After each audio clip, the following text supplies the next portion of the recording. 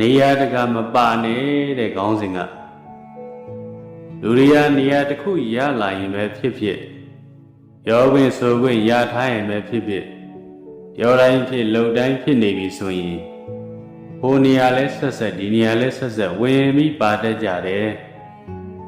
ကိုယ်နဲ့ဆိုင်တာကိုမဆိုင်တာပါဝင်ပြီးတော့ပါတတ်ကြတယ်နော်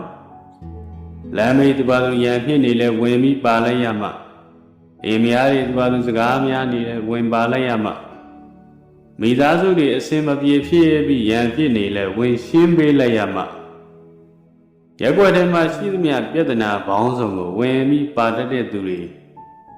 လောကမှာတပုံကြီးပဲရှိတယ်နော်အဲ့ဒီလိုလူတွေကသူတို့ကိုသူတို့ဘလို့တွေးထားလဲဆိုရင်ငါပါမှဖြစ်မှာငါပြောလိုက်မှဖြစ်မှာငါမပါရင်သူတို့ပြဿနာရှင်းမှာမဟုတ်ဘူးဆိုပြီးတွေးထားတတ်ကြတယ်ဒီနေရာမှာငါရှိမှဖြစ်မှာငါမရှိရင်မလွယ်ဘူးဆိုပြီးတွေးထားကြတယ်ဘာသာရေးဘက်မှာဆိုရင်လဲငါပြောမှဖြစ်မှာငါလုံးမှဖြစ်မှာငါမလုပ်ရင်ခုချက်ချင်းပဲဘာသာရေးကြီးကပျက်စီးသွားတော့မလို့ပြောတတ်ကြတယ်နော်ကိုယ့်ရဲ့ဉာဏ်တထွာတမိုက်လေးနဲ့ဝင်ရှင်းတော့ဘာဖြစ်လဲဆိုတော့သူများတကာတွေရဲ့ကဲ့ရဲ့ခြင်းကိုခံရတာပဲအဖတ်တင်တယ်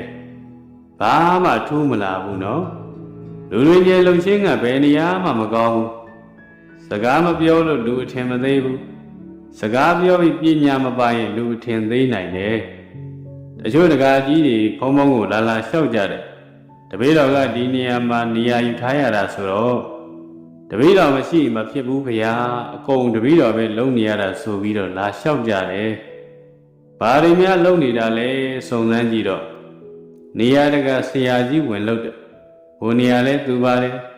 ဒီနေရာလဲပါတယ်အပါတဲ့နေရာမရှိဘူးပါလျာငပိကျက်လူတွေကသူ့ကိုအဲ့လိုပါလာကိုမကြိုက်ဘူးအဲ့လိုမပါရရင်လည်းသူကဆဲသေးတယ်ဩစဉ်းစားမိလိုက်တယ်လူတွေကနေရာတကပါလာရင်လူမုန်းများတယ်ဆိုတာပဲ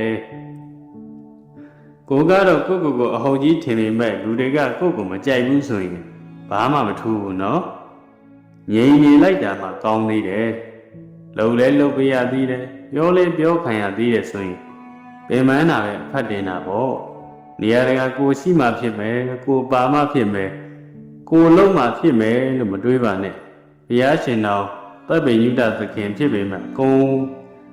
လိုက်ပြီးတော့မပါဘူးလို့နော်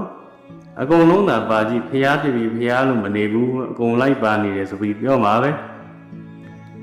ဘုံဘုံတို့လည်းတူတူပဲနေရာတကာပါကြည့်ပါလားဘုံကြီးကဘုံကြီးလို့မလုပ်ဘူး